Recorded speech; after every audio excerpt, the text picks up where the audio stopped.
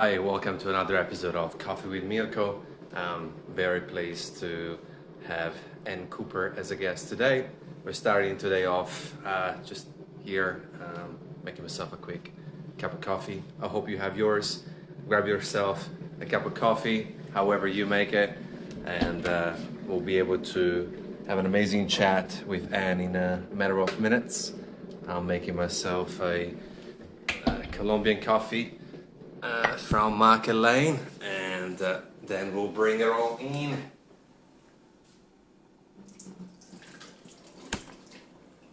So if you guys have been enjoying these episodes, I will really be appreciative if you share it with a friend, whether it's the podcast, whether it's the YouTube channel, or anything else, so more people can enjoy this. Today is at 9 a.m., which is a bit strange time because a lot of you guys are working, but you'll be able to re-listen to it in our podcast in a couple of days. So Anne just sent through her request. I'll be here in a second, and just gotta get that caffeine going.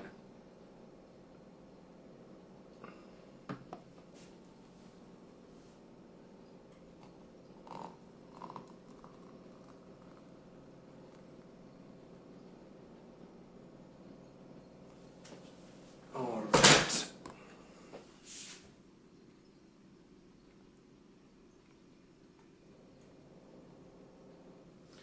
So in today's episodes, you guys are extremely lucky because Anne is just an outstanding roastress in the art of roasting, and she has 20 plus years experience across multiple facets of the industry. So she's not just an amazing roasting person, she always been a barista, she competed, she's managed and owned cafes, so she just covered the whole spectrum. So if you have any type of questions for Anne, just feel free to drop it down. So as soon as this bad boy is finished, we'll be able to bring her on.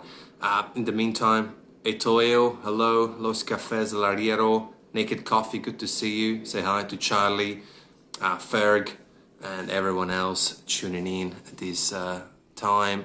One Voice My Choice, Vag, good to see you. Barista Rajawi, you're in for a big treat. So without further ado, I'm just gonna plunge a little bit earlier than I would like, but I'm really looking forward to talk to Anne. All right, this is the cup of the day. So grab yourself a cup of coffee, and you'll be able to enjoy the show real soon. And we go Thingis, Cosas, Laco, Kopi, Vag, Naked Coffee, good to see you all. And it's nearly over this press, and then we'll be able to get it all going. So yeah, hopefully you have an awesome day, awesome evening for you, Vag, and you're safe and sound with what's happening around the world. And we are very close. Apologies for the wait, Anne. Just I function better, and this is my first cup. But now we're in business. Let's sit down, and we'll be able to bring it on. All right, here we go.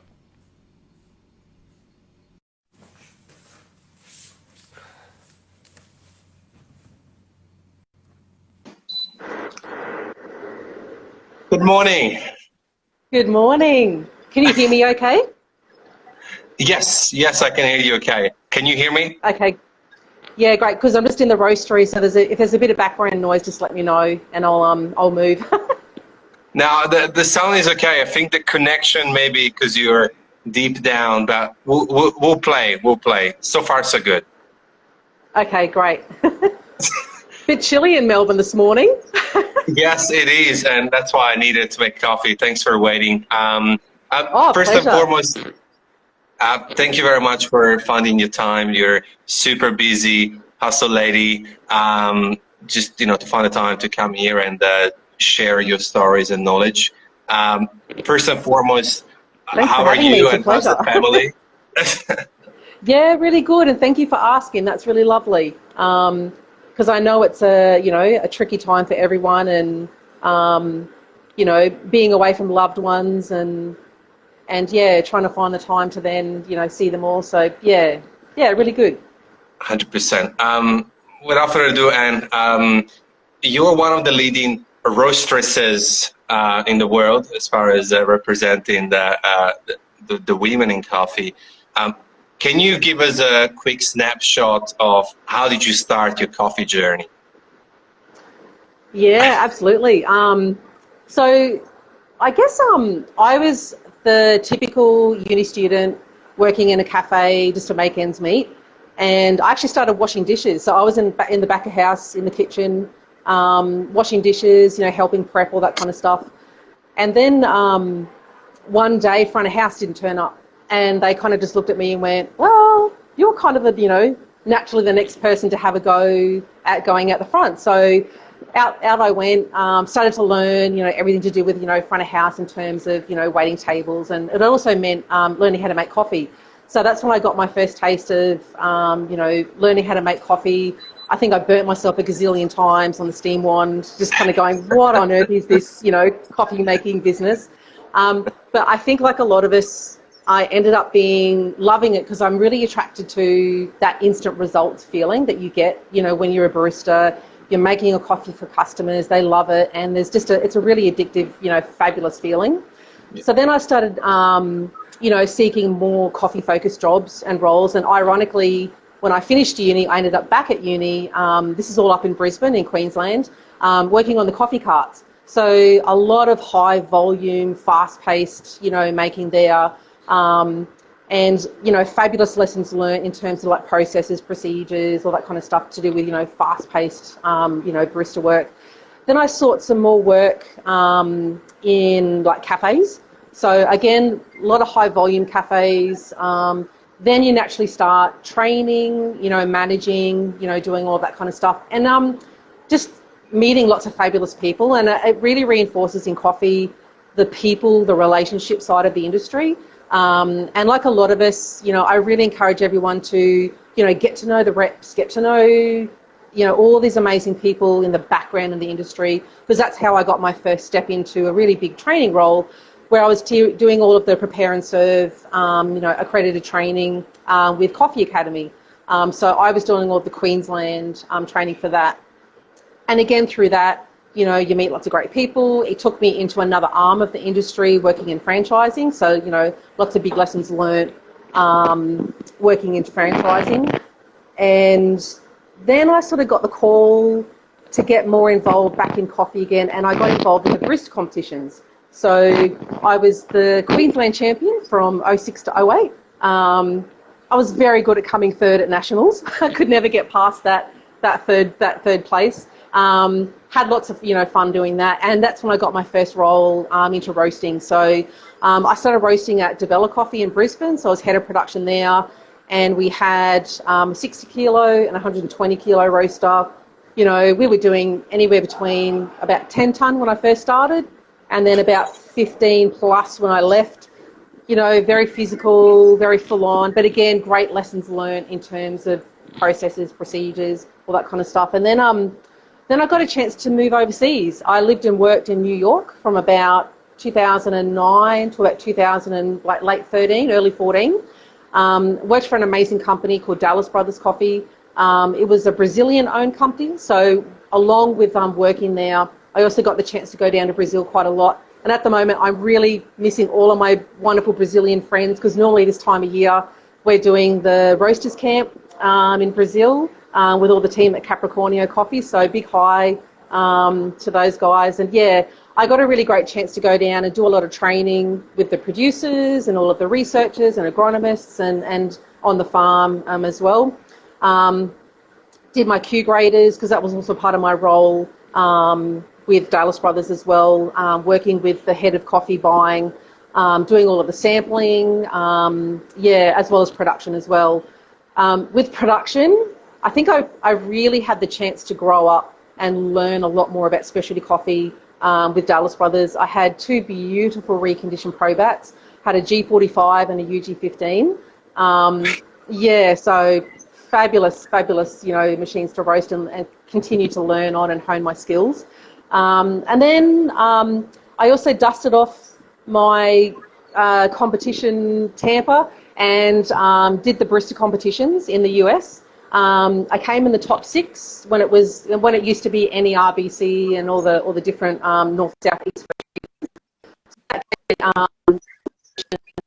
Go to USBC in 2013. So that was the year that Pete Licata won. And yeah, that was fantastic. Amazing experience. Did cup tasters and just such a wonderful community to be a part of.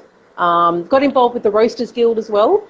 So did a lot of work with the Education Committee and being involved in the Executive Council with Roasters Guild.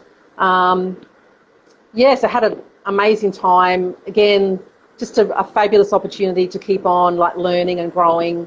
And then came back to Australia and landed in Melbourne, where my Queenslander blood is craving warmth. I was head roaster for Proud Mary. I did a little bit of work with Axel Coffee. And then I kind of, maybe like a lot of us in our careers, whether it's as barista or roaster, kind of sort of felt like, I'd reached a bit of a ceiling, especially in terms of production roasting. And so I saw an opportunity to start doing roasting courses. So probably it's about 4.5 years ago now where I started the monthly roasting course. And then when I'm not doing that, I'm then travelling around, working with roasters one-on-one in their roasteries, consulting and training. So I've been really spoiled. I've had the opportunity to roast and work on a truckload of different machines, been in many different roasteries. Super spoiled. So here I am today. That's that. Obviously, I've done my due diligence, so I knew, and it's impressive. It really is, and I think that no one has. Yeah, I can't think of anyone that has that amount of experience under their belt, and you're such a inspirational figure across coffee. Very quickly is asking if you had fun roasting those crazy amounts of coffee. I believe he reckons that 15 ton a week. Look, I think it's kind of like yes and no. It's incredibly physical because this was back in the day when, there was no, there was no silos. There was we were physically scooping. There was 3 of us on the team. Every day in preparation for roasting for the next day, we'd be physically scooping between 1 to 2 ton each, or more in preparation for the next day's roasting. So very physically demanding. But I think roasting, like being a barista, it's incredibly addictive. Again, yes, it is. There's a lot of repetitiveness, but there's also that addictive feeling of that roast was just a little bit different. Next time I've got another chance to do it again. And that's the great thing about roasting. There's always a second chance. It was, super fun, very physically demanding. And I guess that's why you kind of get to see the kind of personalities that suit, either being a barista or a roaster, because of those elements where it's incredibly repetitive, it's incredibly physical, but it's incredibly creative as well. So you've got this ability to kind of satisfy, many different interests. And, in the past 20 years, you played around with so many roles, 20 years experience in the coffee industry. You've been barista, cafe owner, manager, trainer, head roaster, all of it. Yeah. If you had to choose one, what's your core passion?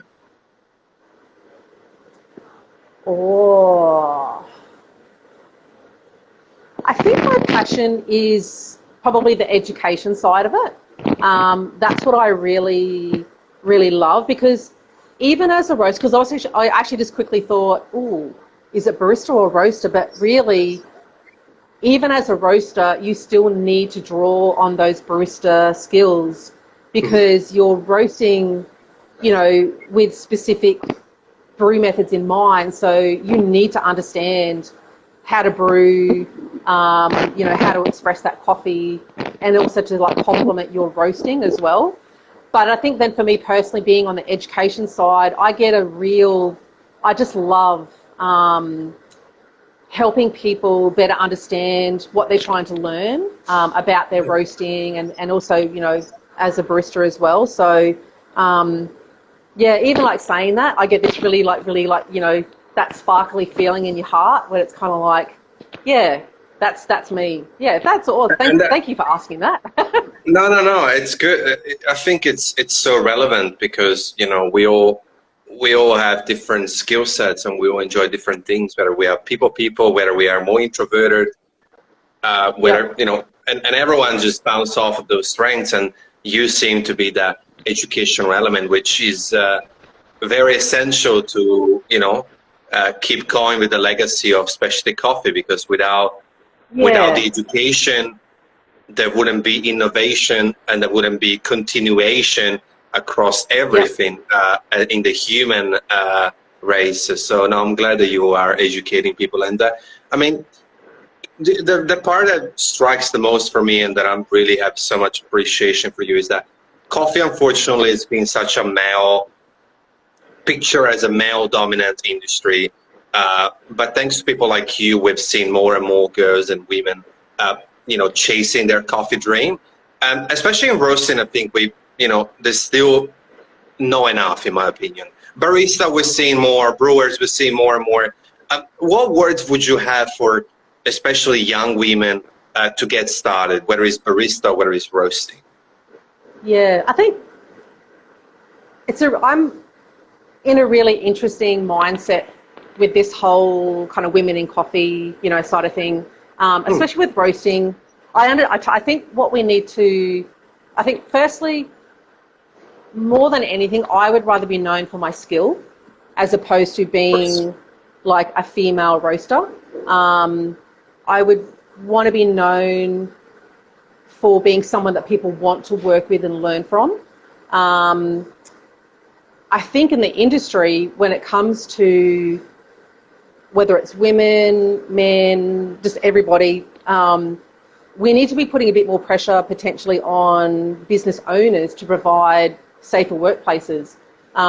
Because I think, especially in roasteries, for a really long time, our occupational health and safety and general movement around the roastery has not been, it's very unmonitored.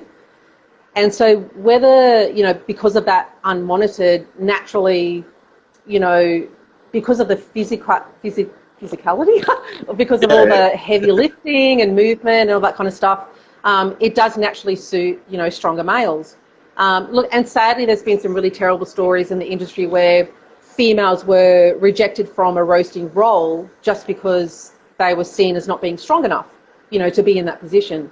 I think if you have an amazing attitude, you're an amazing human, and you're dedicated, and you know yourself, then yeah, hell yeah, get in there and have a go. And I think one of the best examples was, I think I don't know if you've met Midori. So I know her in person. Yeah. So Midori, who has been here with me. So I'm also based at Project 281, and also found a coffee where I still do the wholesale roasting there. And so when I travel, Midori was a barista here and also would come in and help to roast. Now Midori is this, I don't know any other way to say, like she's this amazing Japanese lady. She's tiny. She weighs less than a bag of coffee. She's got an amazing attitude. And yeah, people would look at her and potentially say, you're not suited to be in a roastery. Like, can you lift? And I'll never forget when I first started training her, and I'm just, you know, making sure from an OH&S perspective that, you know, she felt safe, she felt comfortable, you know, lifting coffee into the roaster. And I'll never forget her looking down at me saying, when she was like getting ready to put beans in the roaster, I asked her, do you feel comfortable doing this? You know, are you okay with all of this, you know, physical lifting? She went, no, I'm fine. Like, I can do this. And I'll never forget that feeling of like, this lady, this amazing lady, is telling me she's okay, she knows herself, she trusts herself, then great, awesome, go for it. I think she's an amazing example of the whole, women in coffee, breaking down that perception of this tiny little, little person being in there. So look, it has a lot of many different things to consider. It is a shame that along the way it has kind of fallen into male-dominated, hard for females to get in, and I really hope that starts to break down, over time, and just it's more about providing a safer workplace so everybody, feels safe working in there, and I think for me too.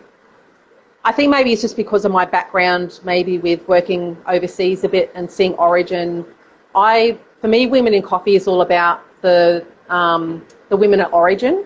So for me, it's all about that. I feel very lucky where I am because I often give the example of in our society, here in Australia. I mean, I can have a really bad day, but I have the choice I can go home, put my feet up, have a hot shower and flush a toilet. I've got things available to me for comfort, and it's not always the case for, a lot of the families at Origin. And I'll never forget being at Origin, watching, being next to the ladies while they're picking coffee, and you just know that they're spending all day picking on their feet.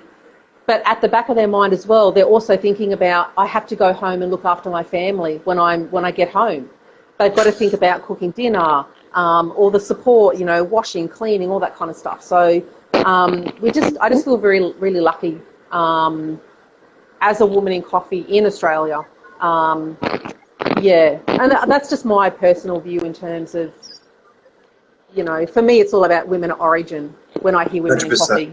100%, and I think eventually it will, the shift and the movement. It's all about inclusivity, being more inclusive.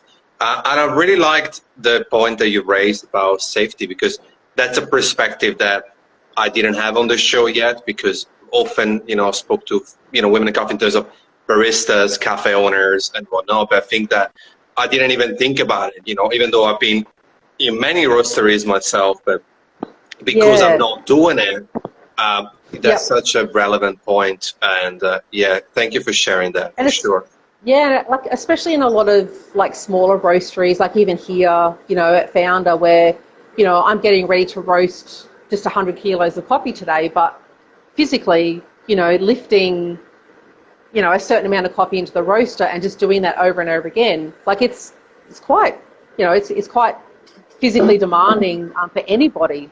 It's a workout, that's for sure. Yeah, 100%. But I'd really love to see more safety, more monitoring of the roasteries, and making employers, more accountable for their workspaces, for their roasteries. For everyone. 100%. No, I love it. And in terms of Project 281 and Founder Coffee, what's the most exciting part of what you're doing there to you? I think it's a really good example of maybe the kind of current direction about cafes in Australia, where there's a lot of cafe roasteries, being set up, having that complementary connection and relationship between the cafe and producing your own coffee. Seeing a lot of the owners of Project, very strong cafe background, but then had the opportunity to set up another space and have a go at roasting. A lot of people are super curious about, I want to have a go at this roasting thing, producing their own coffee. I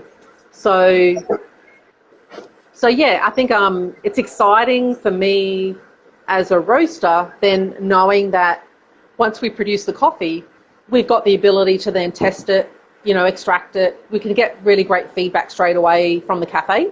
So that's really, really great, I think, from that perspective. Being able to, see working with the baristas and in terms of whether it's different skill level.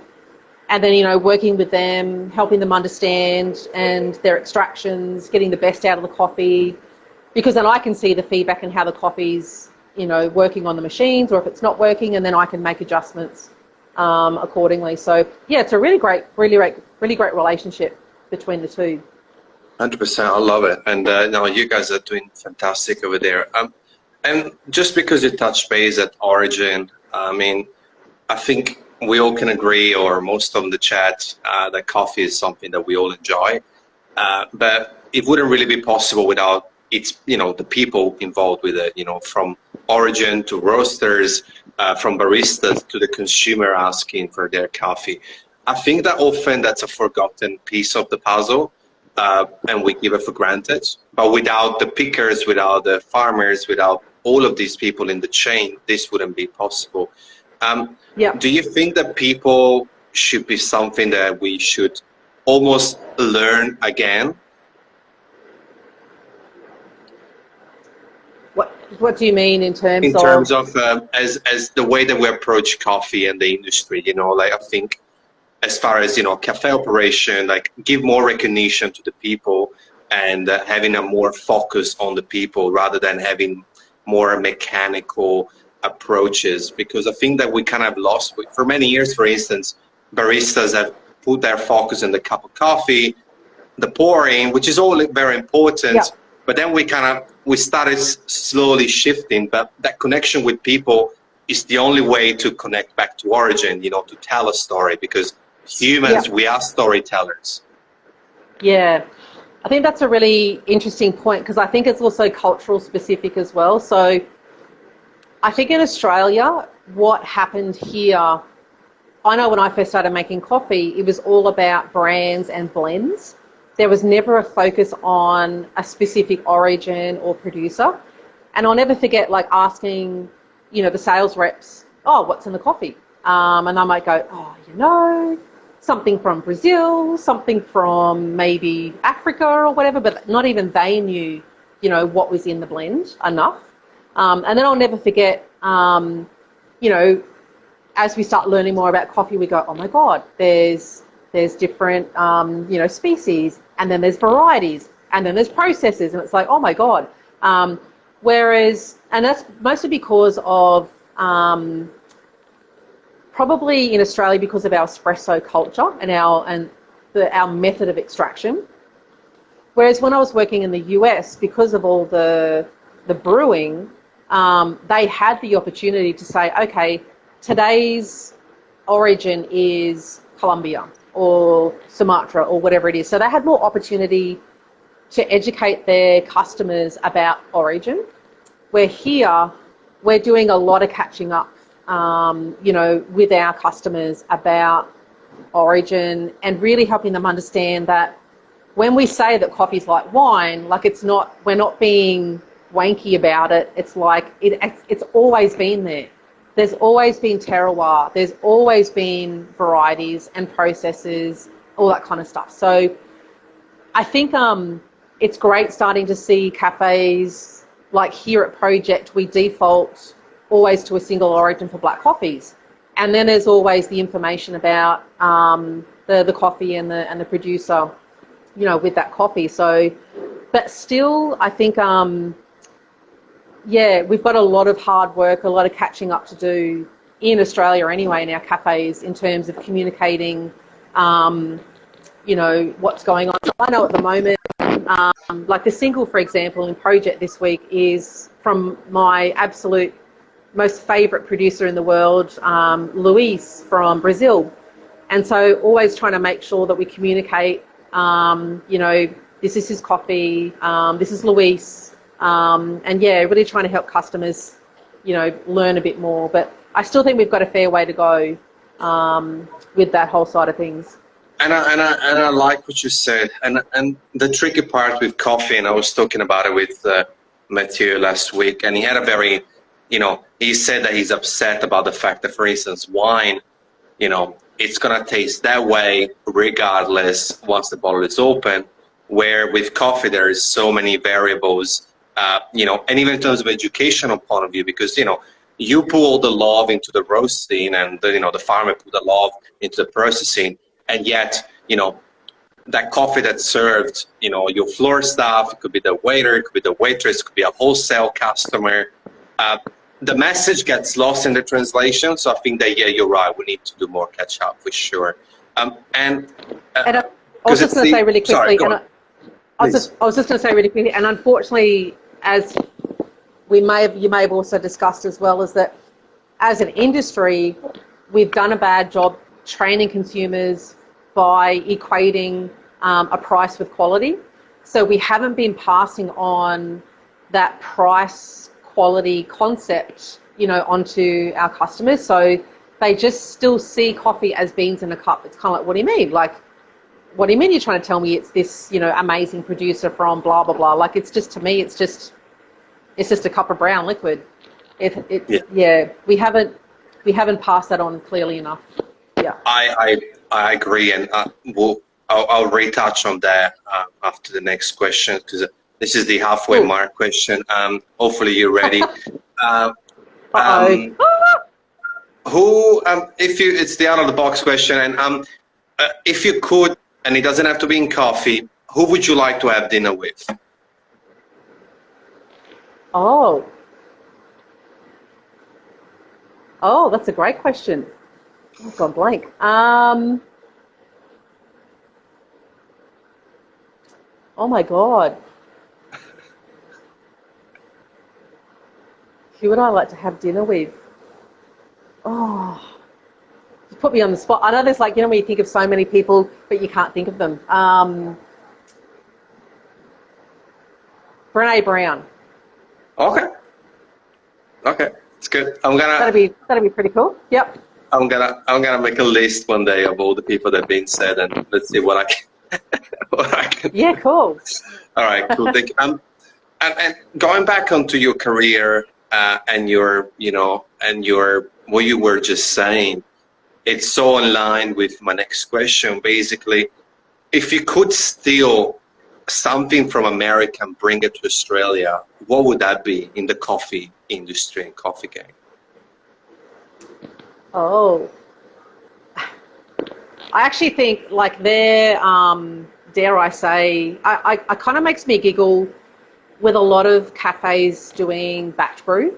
I think we still do a really poor job of the batch brew because we're not managing the press pots, the pots properly. Like when you walk into a cafe in the US, they've got all of their press pots with timers and they've got indicators, make sure it only stays in the pot for a certain amount of time.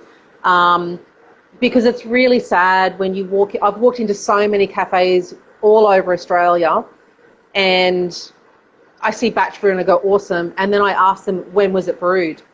And the person at the counter will happily go, oh, it was brewed first thing this morning. And I'm like, so it's 11 o'clock in the morning and you haven't changed that pot and refreshed it. So definitely their processes for managing batch brew and staying on top of that side of things for sure. It's just done so poorly here still. Yeah. And I think it's a great point. Just speaking about other people, that was the exact same answer that Scott Rao gave me a few weeks back. So. Oh, really? Okay.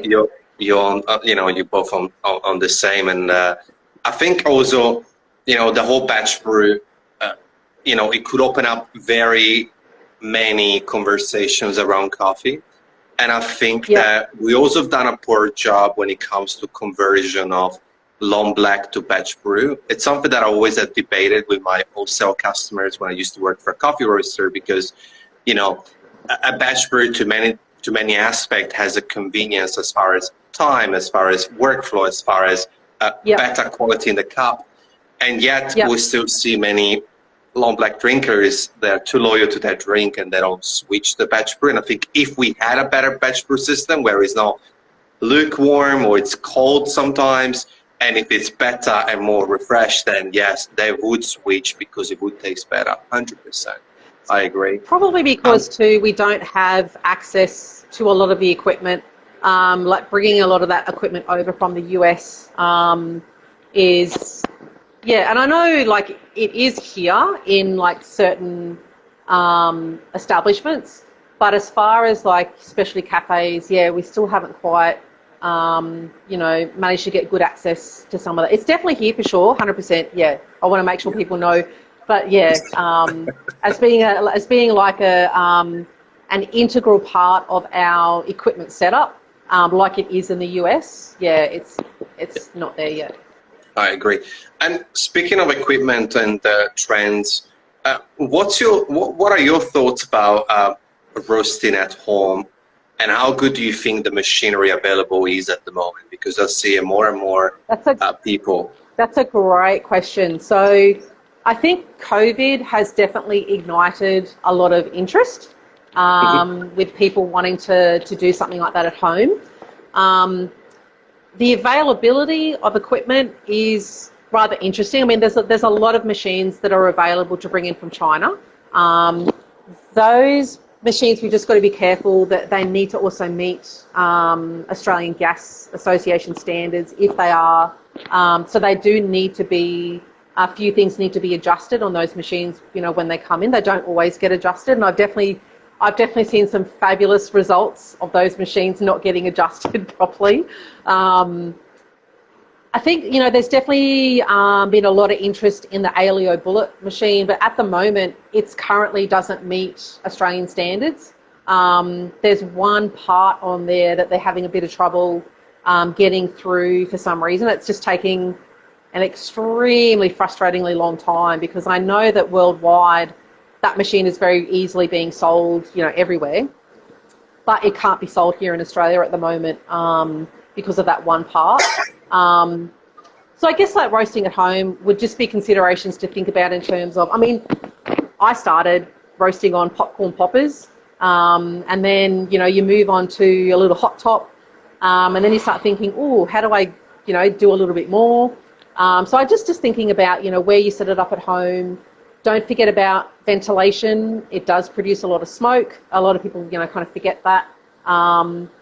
There's so many different techniques that you can use for roasting at home. But as far as machines, yeah, equipment available, there's a little bit of a limitation in availability. Depends on how much you want to spend. Excitingly, in the next couple of weeks, I'll be setting up a little Mill City roaster, 1.5 kilo here at Project. So people will be able to come in and have a bit of a play, get a feel for that. So I'm really looking forward to doing a bit more with the Mill City guys. So that's going to be really fun. So you'll definitely have to come in and have a play. Yeah, I'm down. Yeah, yeah. Cool. Yeah, and I think it's quite interesting because it sparks up that conversation, because I think I think it was Rubens Gardelli was talking about the approach of cooking rather than roasting. It's like being a chef, and I love that concept. And I think most people in the kitchen, or people who love cooking, would have an extra toy to spark up the conversation around coffee, and spark up that excitement, enthusiasm for research and looking for green beans and farms. And I think that's, anything will help in the long run if we're all together anyway, that's for sure. Speaking of green coffee, this is something that's really important as far as the conversations that I've been having on the show, but I think it's safe to say that coffee is underpriced across the board in terms of, from farm to cup. Do you think that coffee should be treated more like the wine and beer industry, where perhaps they did a better job as far as, like you were saying just before, at understanding quality pricing, packaging, yada yada? Yeah, I mean, it's definitely, if we're as roasters going to the effort to have amazing, direct relationships with producers, where then, we're paying for that quality. But if we're getting it into the roastery and then not passing it on, at the right price, it's kind of like shoes and cars. It's kind of like you get what you pay for. So the higher the price, should have that quality attachment to it, and we just don't have that at the moment. In enough of it anyway. There's definitely establishments trying to do that for sure. Yeah, we need to find a better way to help consumers understand, that connection. Yeah, and it also opens a can of worms, this question, as far as wholesale, because unfortunately I witnessed really a battle between roasters, and they go and they throw each other's the sink as far as pricing for wholesale customers. And all of a sudden I literally have seen specialty coffee grade blend from $16 a kilo with machine, with money, crockery, all the way to 42, and the gap is too wide. I mean, in certain countries around the world, industries are regulated, so they say, well, this is the cap, that's the minimum you can charge, you have to charge, that's a max you can charge, period. You gotta play around that. And I think that the sad part of these roasteries, specialty roasters, kind of not getting together, is that really the real battle is against, without getting sued, the big guys, the commercial guys, the dollar coffee guys, the fast food chain guys. We specialty smaller roaster realities, instead of going against each other, we should kind of come to the table and understand that we are fighting a different battle in the long run. It's interesting you said that, because I know that definitely when, for example, when COVID started, and maybe even through now, definitely hearing some business owners actually thinking that, should we all get together, all band together and chat about in our general area in terms of, let's get together and unify in terms of the prices that we're charging, because there was a definite need and thought process in terms of needing to increase the price of coffees. And I'm going, brilliant, this is a great chance to start that process with consumers. Unfortunately, it never eventuated, but I was really happy that the thought of a conversation like that was the seed was being planted, but yeah, didn't quite get there. But I'm so with you. It would be really amazing if even if it was just in general areas, that roasters did get together to help each other in terms of, hey, how can we really start helping consumers better understand this higher price that we want to charge? But if we all do it as a collective, it's really going to help with that message. Yep. And it also I think you also create a push towards quality, because all of a sudden cafe operators or owners, they have 10 roasters on the table, all at the same price, just in a different bag. It all come down to taste profile and the quality and what comes through the cup. So versus now, all of a sudden an average coffee, but it's the cheapest on the table, with a few tweaks and a couple of spoonful of sugar, might be the most attractive for certain operators. But if they were all at the same price, they wouldn't necessarily pick that coffee out of the table, which is interesting. So, and that would spark up conversation of well, roasters, we need to get better quality coffee for our blenders. Therefore, we need to go at origin again. We need to rediscuss and look, and then, eventually quality will drive price up, and, it will start from us. And I would love if that conversation got started eventually, for sure. But I think also too, it's also the level of service and support that those roasters can provide as well. Definitely, So Project has a sister cafe and a few other places that we, provide coffee for with Founder. And I'll never forget I even kind of forgot initially besides supplying the coffee, there's also a need for, hey, can you help us with, get our extractions better, get our brew ratios better, what do you recommend, or my machine's broken down, or, can you help me, my grinder's, out of whack, all that kind of stuff. So being able to provide that support, and it's the same with roasters as well, like roasting manufacturers, there's definitely more of a push to get better service and backup from those guys as well. So, and I think yeah. the answer there is it's within your core passion. I think it comes down to education, right? I really think so. I think that we've done a very poor job as far as the famous barista courses out there, without naming, but they are not really courses. I remember once there was this gentleman from Bendigo with the entire family saying, I'm going to open a cafe in Bendigo, it's going to be this and that. And I was like, can you make coffee? I said, well, I've done a 2-day course in Melbourne. And he told me where, and I was like, oh, ouch.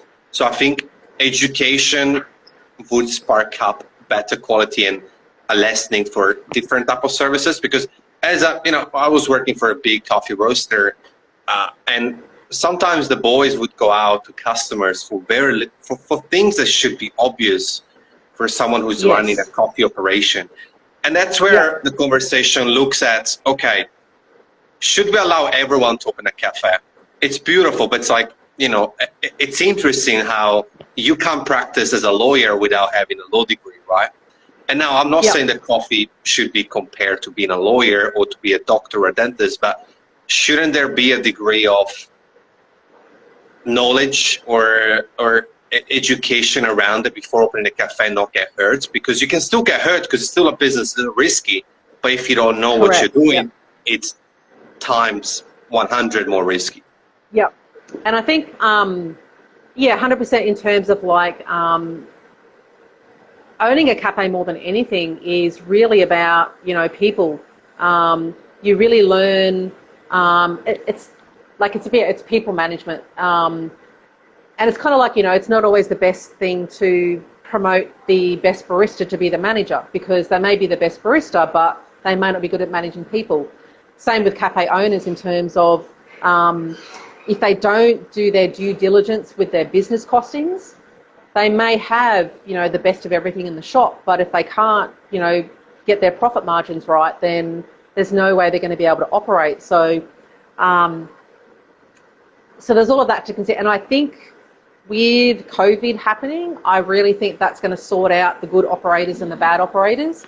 And it's really going to highlight to the bad operators that potentially they should really consider, not being in business if they haven't been managing, their business in the best way. So, even like being a roaster as well, it's the same thing in terms 100%. of you've got all the coffee side of things to think about, but if you don't manage your business costs appropriately, then you're going to get caught out very, very quickly. I think the coffee, it's been romanticized a lot, young couple, they hate their accounting and banking job. They go to their brunch place on a Sunday. They think, hey, look, there's 47 people. Avocado smash costs $18.50. I would do it better putting alfalfa on top of it with a drizzle of lime instead of lemon. All of a sudden, but they know they're Monday to Sunday. They don't understand how much stuff costs, the cost of food, the cost of the margins. So you're right. And it's a little bit cynic, but I really think that COVID will also give a great exit excuse, because we're humans. And when Dad told Sam, don't open a cafe, Sam said, no, F you, I'm going to open a cafe. But then Sam realized that he's running on lots of credit and debit and whatnot. And all of a sudden, it's like, if I say I'm going to close the doors, the fear of that judgment coming back at Sam would really impact him. Versus now, at least there's a chance to say, hey, Dad, hey, Mom, the pandemic happened, not my fault, I got to shut the doors. Which it's kind of nice in a way. I mean, I know that a lot of people are going to get hurt, but I'm hoping that they will refine their balance and they'll be like, hey, you know what, I go back into my banking, accounting, dentistry job, and I think that's absolutely, you're right. Because I do see that a lot in roasting as well. I see a lot of people from other industries looking, because they're coffee lovers, they love coffee. Oh, I'm going to give roasting a go. And then, and that's what I really focus on in the roasting course, in the sense of really helping people practically understand everything that's involved, so that they walk out of the course going, you know what, maybe I'm not suited to this. And to me, that's the best money spent, if they walk out realizing, oh shit, I did not realise that that was involved and that was involved and that was involved, as opposed to going out, spending a truckload of cash, like buying all the equipment, and then going, now I need to learn how to roast, and then they realise they don't like it, and it's like, oh goodness, that's a bit tricky. So, yeah. You're spot on, and I think it comes down to being humble and patient, because it's like baristas. Baristas are almost easier an example, because, you know, where did you start? Washing dishes, right? Yep. And yet now, after 20 plus years, you've done so amazing in the coffee world, like incredible roles, incredible achievements, but you didn't jump on a roaster on your day two. So same with roasting or becoming a barista, or even opening a cafe, you need to start from the bottom and make your way up. So, you know, I think the best example I usually make is Colin Hammond. You know, it's like, you know, he had to learn. So he had, you know, he put his pride on the side and said, well, I first need to learn how to make it. Then I can start thinking about having my own cart and having my own shop, having my own roastery. So I think being humble enough to say, well, despite me being 37 and I want to get into coffee, I need to start from the bottom. Simple as that. Yep. And I think for me, like, I just got to remember, you mentioned it, but I didn't mention it earlier, in that I had a cafe briefly, I think it was like 2000 or something like that. And I was that barista going, you know, I've been the best barista in a cafe, and I've managed, I've done all of that, I can do this. And then I was in a partnership, and unfortunately, you know, the business partnership didn't work because I was in the business too much and didn't pull myself out as a business owner to be able to work on it, but also really realising the people management side of it. And owning a cafe it's really tough. Yeah, and if you don't have the right background and mindset. Yeah. 100%, because it's already a very tricky industry, and any business is risky regardless. And I think, I remember I was scouting sites with a potential couple of customers, and they were showing me all these big sites, and I really was striking me on how big in their mind was better, more seating is more money. And I was like, but do you know how to cook?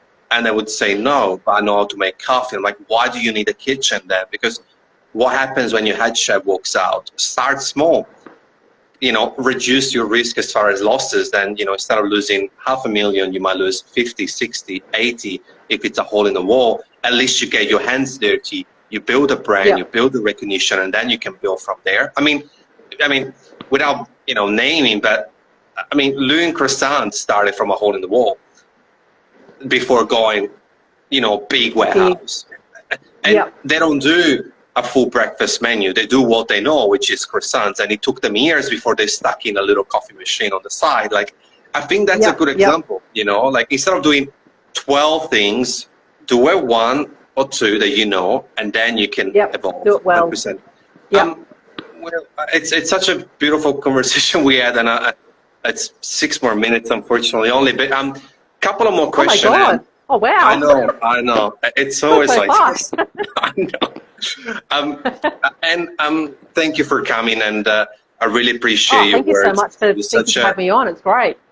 Different angles and different things, and I hope to have you on again, maybe in a few months. Maybe we can do a virtual roastery tour. If you, in a few words, what's your coffee mission, Anne? Oh, my coffee mission. I think again it comes back to that. Now I'm probably at a point in my career where I'm more in that support and education kind of role in the industry. You know, I'm quite happy now just kind of taking a few steps back, being a little bit more in that education kind of background and supporting anybody that wants to learn anything and everything about roasting, and really helping them see why they're doing it, you know, the value of it, and just arming them for success, setting them up for success. And that's what I feel really, you know, really passionate about. So, yeah, I think that's kind of where, I'm kind of happy to kind of just, be that support for, because there's just such a wonderful next generation coming through, and just really making sure that they know they've got support. Yeah. Yeah. Oh, I just get a laugh. That makes me. I really Yeah, love because it. yeah, I really I want to really love it. support those guys. What you Yeah. say. I think what Yeah. you say is so beautiful because it's literally you're stripping yourself of all your, little bit of ego. You're literally stripping yourself and just say, you know what? I want you to succeed. I want you to roast well. I want you to win. And I Yeah. think it's beautiful. I Yeah. think we need more people like you in the industry where they're more focused on the coffee rather than themselves and saying, I'm such and such. 'Cause I'm doing this. I'm doing that. And I think yeah, because I've got education comes a big play factor. yeah, because I've got the experience, I've got the the insight, and if I can help people roast better and understand why, I'm very passionate about giving answers and why, as opposed to just do it because. Yeah, I'm very much about, well, let's prove it, let's show you, and help you better, make better decisions, be a more decisive roaster. That's what I'm all about. And I think the biggest and smallest word that you use 3 times now is why. And I think it really starts Yep. from there. I think Yep. it really does. And it really ties up the whole conversation. I think, why are you opening a cafe? Is it because you're attracted from the money or because you love it? Why are you starting roasting at home? Is it because you love it Yep. or what else? And I think you're so right. And for you to be that person who take their hands and show them, make them understand what their own why is, they're very lucky Yep. to have you. We are very lucky Yeah, to have thank you. Thank you. you. No, absolutely. And look, it's been an amazing conversation. Thank you for giving up Absolutely. My an hour pleasure. of your time. I really appreciate it. Very humbling. And at least, you're not far from where I am. So I'm sure we're going to catch up for Yeah, a cup please of come in coffee. anytime. Yep. Every Thank you. Monday's roast day, so you're more than welcome to wander on in and, Cool. come and hang out. So, yeah. I would love to. If you have anything left off in the last few minutes, what's next on your planet, Anne? I think like everybody, just getting through all this craziness. There's, I've definitely, like a lot of people, have had to change the way we do things. So, but yeah, I think the most exciting thing is waiting for my Mill City to arrive, so I can get that hooked up and yeah, have some fun dialing that in. So I'll definitely try and do some videos, to sort of show people what am I doing while I'm dialing in the roaster. So that's going to be really fun. Yeah, that's probably the most exciting thing coming up. Yeah, no, and it is exciting. And look, Midori just joined, so Anne had amazing Midori. words. We spoke.